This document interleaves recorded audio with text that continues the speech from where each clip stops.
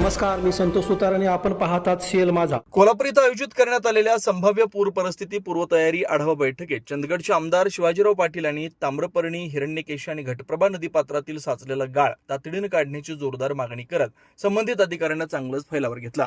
यावेळी आमदार शिवाजीराव पाटील म्हणाले की 2019 पासून चंदगड, आजरा आणि गडिंग्लज तालुक्यातील नागरिकांना पूर परिस्थितीचा मोठा फटका बसतोय.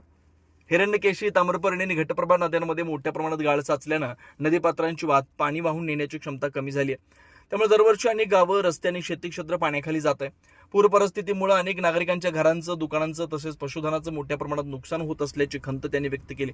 या प्रश्नाबाबत मी 2019 पासून सातत्यानं शासनाकडे पाठपुरावा करतोय, मात्र अधिकाऱ्यांच्या उदासीनतेमुळे संबंधित फायली फक्त एका टेबलवरून दुसऱ्या टेबलवर फिरत आहेत. प्रत्यक्षात कोणतीही ठोस कारवाई होताना दिसत नाही, अशी नाराजी त्यांनी व्यक्त केली. यावर्षी संभाव्य पूर परिस्थिती लक्षात घेता शासनानं खबरदारीचा उपाय म्हणून तातडीनं नदीपात्रातील गाळ काढण्याचं काम सुरू करावं, अशी मागणी आमदार पाटील यांनी केली. चंदगड, आजरा आणि गडिंग्लज तालुक्यांसाठी विशेष पूर नियंत्रण उपाययोजना राबवण्याच्या स्पष्ट सूचना त्यांनी प्रशासनाला दिल्या. पूर नियंत्रणासाठी आवश्यक यंत्रणा सज्ज ठेवणं, धोकादायक ठिकाणांची पाहणी करणं, नदीकाठावरील गावांना सतर्कतेचे इशारे देणं आणि आपत्कालीन परिस्थितीत त्वरित मदत पोहोचवण्याबाबत ही बैठकीत सविस्तर चर्चा करण्यात आली.